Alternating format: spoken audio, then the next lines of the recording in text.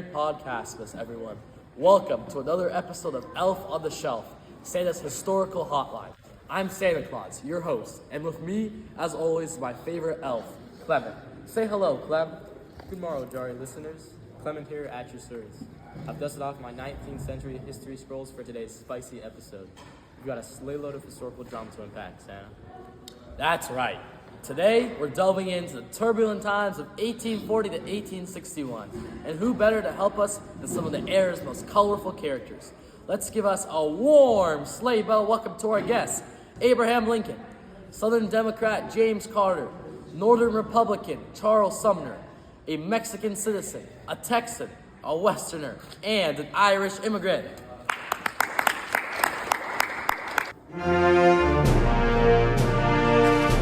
Ho, ho, ho, and settle down, folks. Let's start with our tall, stovey, pipe-hatted friend over here. But first, let's get the opinion of our jolly friend, Clement. Clement, what do you think should be able to be on the naughty or nice list? Abe, oh Abe, one of the great presidents of the time. He sacrificed his life for this country between his approachable personality and his work to help the Civil War.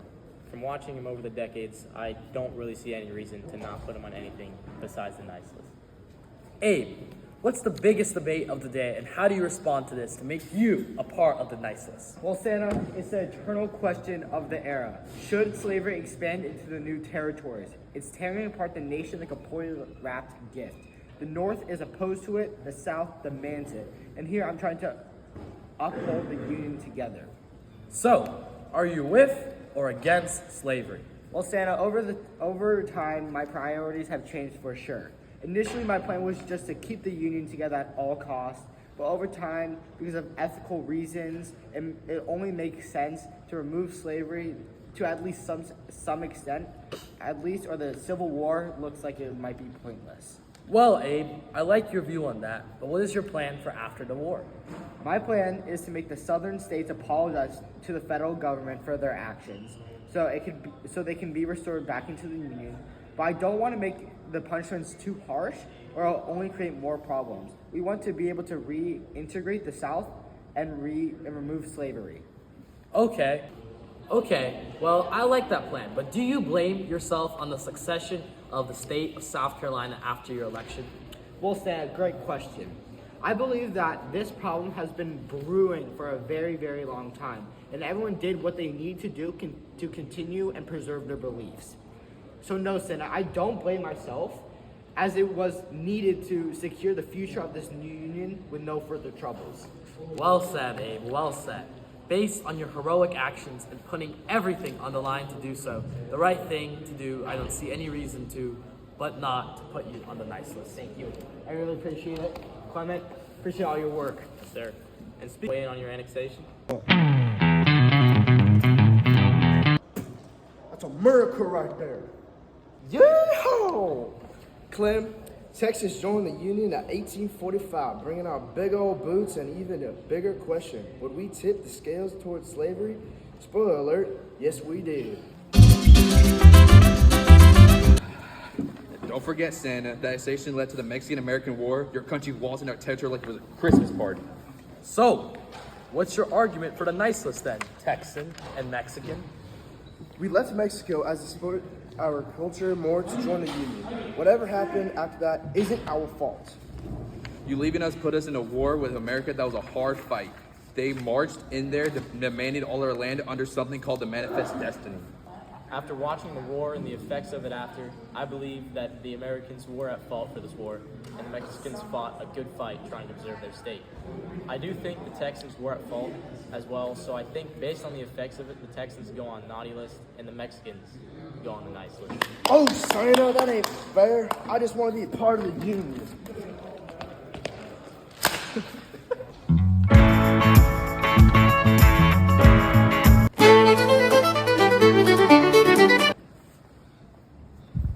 Oof, touchy subject, Westerner.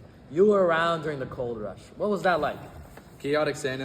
1849 was a mad dash of gold diggers, gamblers, and dreamers. California grew faster than Santa's naughty list on Christmas Eve. Towns popped up overnight, and so did conflict over who got the wealth and who got left behind. And don't forget us immigrants, Santa. dug canals, built railroads, and mined gold, all while dodging "No Irish Need Apply" signs like snowballs in a blizzard. We came with dreams, but life wasn't exactly a pot of gold. Welcome back. Thank you. California statehood in 1850 really shook things up. Abe, how did the compromise of 1850 go down? Well, it was like trying to make peace at an elf workshop after toy quotas were missed. California became a free state, but the Fugitive Slave Act made northern abolitionists furious. Popular sovereignty was tossed in to let states decide on slavery, a band-aid on a broken candy cane. Utah and New Mexico territories were thrown into the mix too. And speaking of battlegrounds, how about Kansas, Nebraska, and leading Kansas? Westerner, care to weigh in? Santa, it was chaos. Pro-slavery and anti-slavery settlers fought over Kansas like elves fighting for the last gingerbread cookie. Popular sovereignty turned into popular brawling. And while y'all fighting, we were doing a hard labor, railroads, farms, factories. We built the backbone of the nation, and yet we still weren't treated our equals. I would now, as Santa, like to thank the Irish immigrant, thank the Mexican, and thank my handy-dandy elf over here. You guys brought up some great parts, and right now I'm going to ponder and think to myself on if you should be on the nice list or naughty list. To continue on the talks of slavery, we have here, representing the Southern Democrats, Mr. James Carter, a plantation owner from Georgia. Woo, dog. Thank you, Shanna. It is truly an honor to share my perspective in this discussion. And joining us from the Northern Republican side is the one and only Charles Sumner, a teacher and active member of the abolitionist movement of Massachusetts. Thank you, Santa. I'm here to advocate for the urgent need to end the institution of slavery. And finally, we are privileged to welcome Samuel, a man currently enslaved, who has been bravely agreed to share his perspective tonight. Thank you, Santa. My voice may trouble, but I will speak for those who cannot. Shanna, let's be clear here. We're talking states' rights. If the North thinks they can tell us how to live, they're dreaming harder than kids on Christmas Eve. And we talk about human rights here, not state rights, especially slavery. Darn it. Every new slavery is a battleground, from Oregon to Kansas. Also, don't kid yourself. Southern democracy, it's about economic control. The North's industrial economy doesn't depend on enslaved labor. And we're not about to let you expand your systems. And that's right, Shanna. We wanted these lands open to slavery. It's about states' rights and preserving our own way of life. While you argue, remember that we're the ones suffering. Expansion of slavery means tearing apart more families and more generations born in pottage. This isn't just politics, it's our lives. Well, Samuel and Charles, liberty and justice are indeed cornerstones of our nation, but they must coexist with economic necessity and tradition. Slavery is the backbone of the Southern economy. Our cotton, which feeds global markets, depending on it. Ending slavery would collapse not only the South, but the livelihoods of countless Americans. It is a necessary system, and we provide for our slaves as best we can within. Mr. Carter, in truth, your argument rests on economic exploitation and the dehumanization of people. How can a nation founded on liberty justify holding millions in bondage? The northern states are thriving without slavery. The real question is where we value profit over humanity. Enslaved people are not property. They are men, women, and children endowed with the same unalienable rights as you and me. Thank you, Santa. Finally, someone that understands my suffering. You speak the truth, I know, because I live it.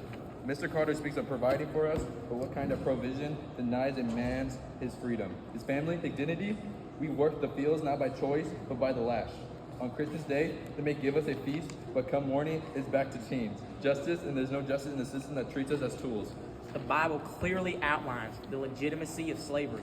In the Old Testament, slavery was commonplace. The Apostle Paul even instructed slaves to obey their masters.